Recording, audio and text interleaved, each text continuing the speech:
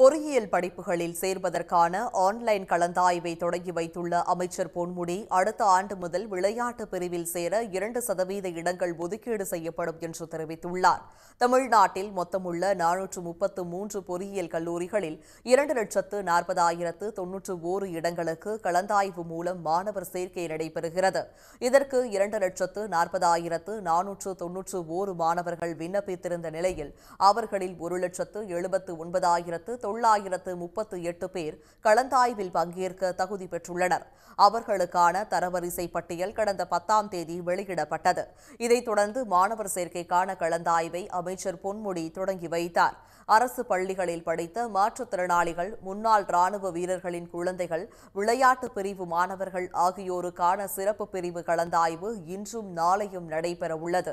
இதில் மாற்றுத்திறனாளிகள் சிறப்பு பிரிவில் 7.5% இடஒதுக்கீட்டில் உள்ள 111 இடங்களுக்கு 664 விண்ணப்பங்கள் வந்துள்ளதாகவும் 111 பேர் போக மீதமுள்ள மாணவர்கள் பொதுப்பிரிவு கலந்தாய்வில் பங்கேற்கலாம் என்றும் அமைச்சர் பொன்முடி தெரிவித்தார்.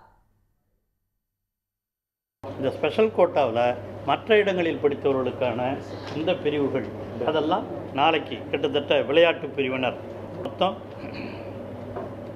2113 பேருக்கு, அதே மாதிரி மாற்றுத்திறனாளிகள் 416 பேருக்கு, முன்னாள் இராணுவத்தினருடைய வாரிசுகள் 1243 பேருக்கு அதற்கான கலந்தாய்வுகள் எல்லாம் நாளை மறுநாள் மறுபடியும் துவங்கவிருக்கிறது. படிக்கிற மாணவர்களுக்கு வேலை வாய்ப்புகளை பெருக்க வேண்டும். நம்ம இங்கே இருக்கிற தனியார் தொழிற்சாலைகளிலும் அரசு தொழிற்சாலைகளிலும் மற்றும் உள்ள வெளிநாடுகளுக்கு செல்லக்கூடியவர்களுக்கு வகுப்பில் அவர்களை எல்லாம் தயார்படுத்துவதற்காகத்தான் நான் முதல்வன் திட்டத்தை தமிழக முதலமைச்சர் அறிவித்திருக்கிறார். தொடர்ந்து பேசிய அமைச்சர் பொன்முடி, விளையாட்டு பிரிவில் சேர்வதற்கு அதிக மாணவர்கள் தொடர்ந்து விண்ணப்பித்து வருவதை கருத்தில் கொண்டு அடுத்த ஆண்டு முதல் முதலமைச்சரிடம் பேசி விளையாட்டுத்துறை மாணவர்களுக்கு அடுத்த ஆண்டிலிருந்து 2% கொடுக்க ஏற்பாடு செய்யப்படும் என்று தெரிவித்தார். பொறியியல் படிப்புகளுக்கான ஆன்லைன் கலந்தாய்வில் பங்கேற்கும் மாணவர்கள் காலை 10 மணி முதல் மாலை 7 மணி வரை விருப்ப கல்லூரிகளை பதிவு செய்ய வேண்டும். மாணவர்களுக்கான விருப்ப பட்டியலின் அடிப்படையில் இரவு 9 மணிக்கு தற்காலிகமாக இடஒதுக்கீடு செய்யப்படும். ஒதுக்கப்படும் தற்காலிக இடங்களை நாளை மாலை 5 மணிக்குள் மாணவர்கள் உறுதி செய்ய வேண்டும். அதைத் தொடர்ந்து அன்றே இரவு 9 மணிக்கு மாணவர் சேர்க்கைக்கான இறுதி ஆணை வெளியிடப்படும்.